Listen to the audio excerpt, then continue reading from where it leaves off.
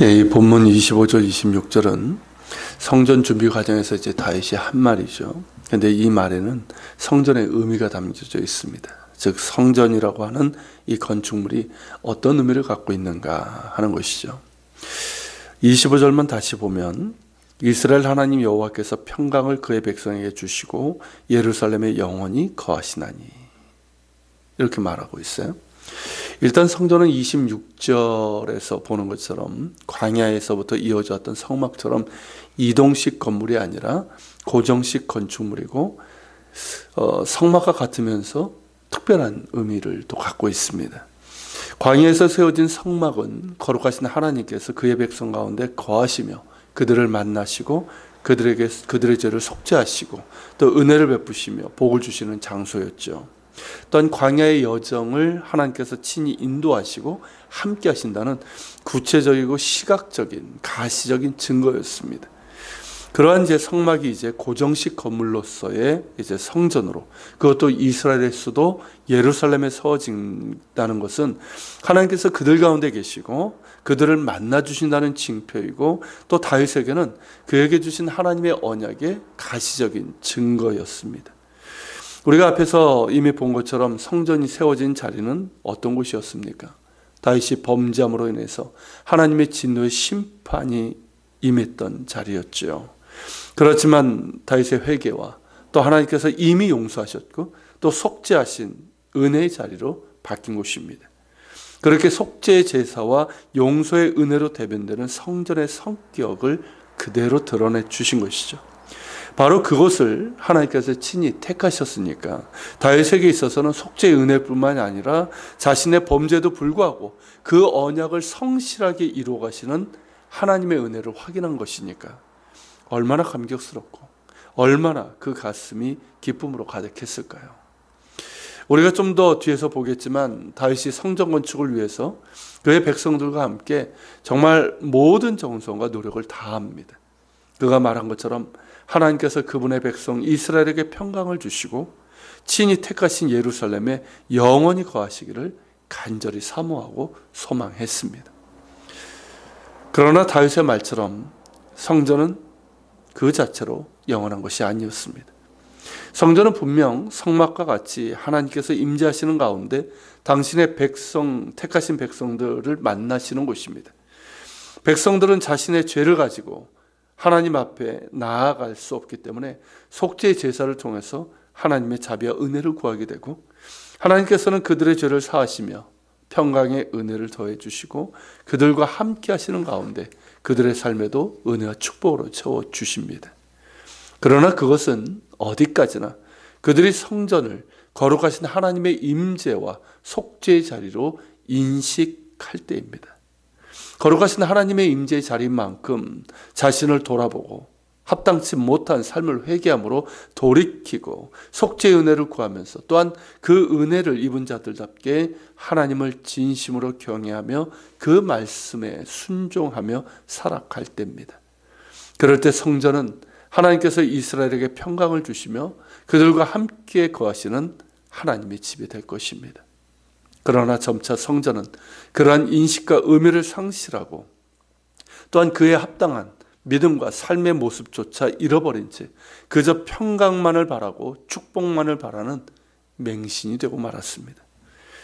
즉 성전이 있는 한 예루살렘과 이스라엘은 복을 받고 또한 영원할 것이라는 믿음으로, 이것은 믿음이 아니죠.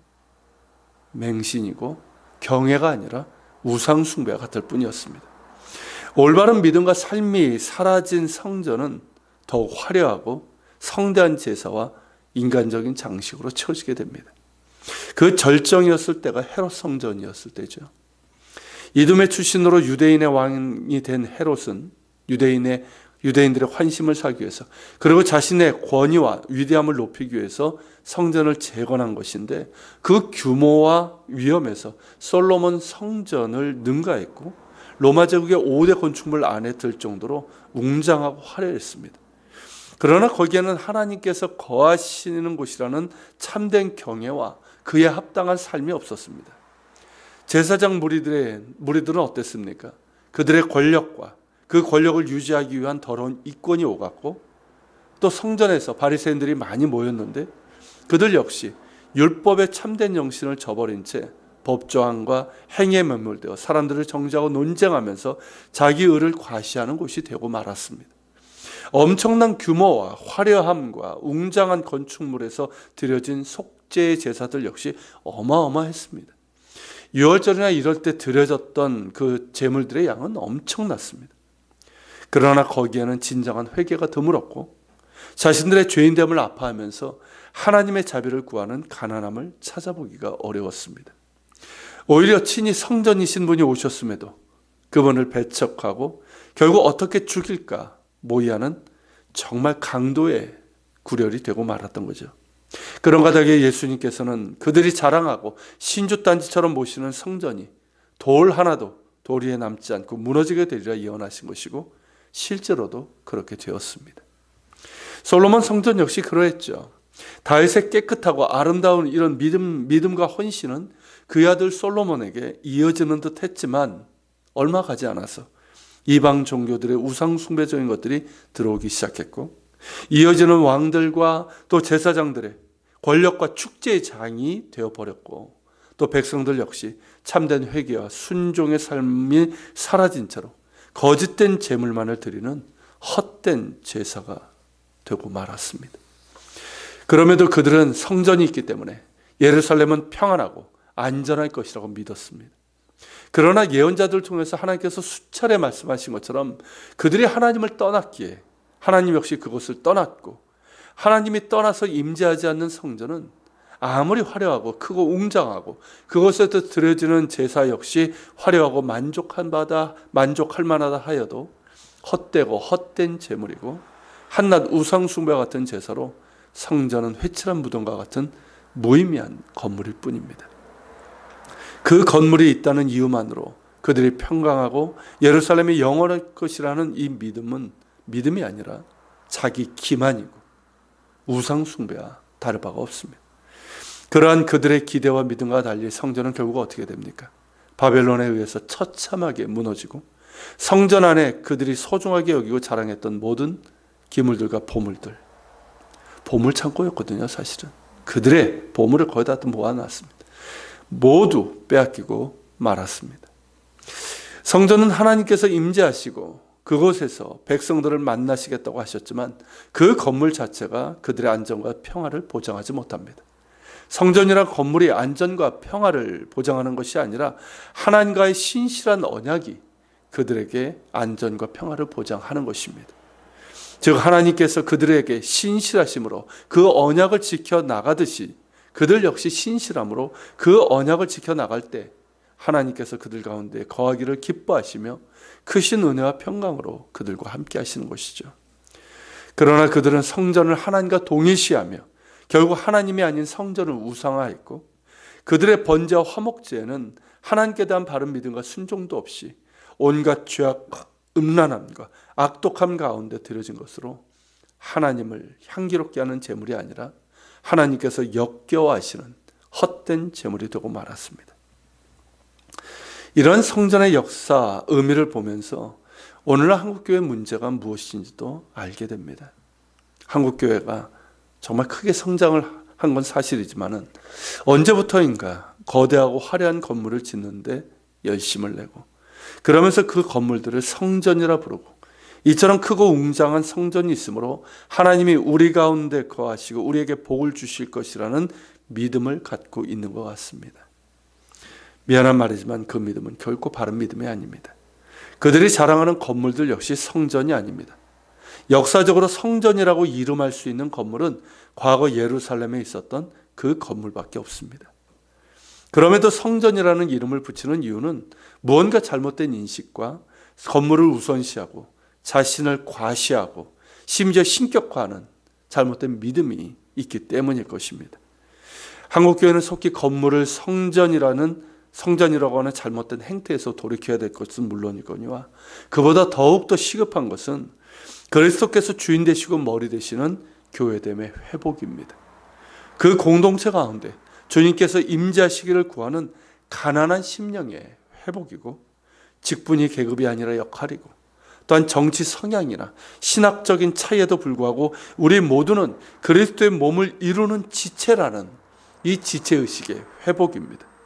그리고 우리 자신이 성전을 모신 성전임을, 그리스도의 성전임을 실제로 인식하는 삶의 회복입니다.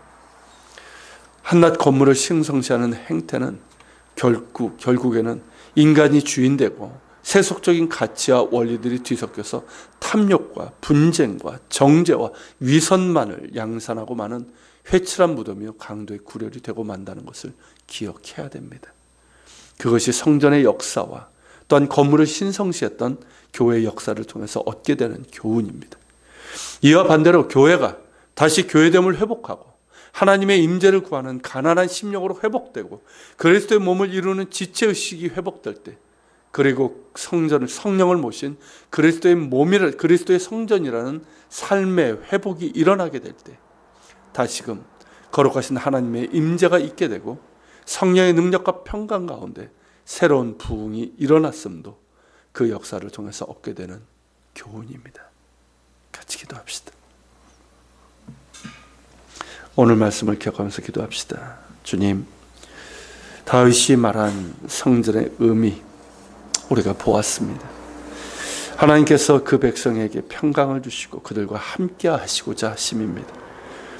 그러나 그 하나님을 잊어버린 채 건물을 우상화할 때 어떤 결과들이 주어지는지를 우리가 이스라엘의 역사뿐만 아니라 교회 역사를 통해서도 보게 됩니다. 한국교회의 이러한 잘못된 모습들을 주님 용서해 주시고 우리가 참으로 교회됨을 회복할 수 있도록 정말 주님께서 주인 되시고 그리스도 몸을 우리가 이루는 지체임을 기억하며 예배 때마다 정말 가난한 심령으로 하나님의 임재를 구하고 또한 삶에서도 우리가 성령을 모신 성전임을 기억하는 삶이 회복될 수 있도록 도와주시옵소서. 말씀을 기억하며 같이 기도하며 나아갑시다.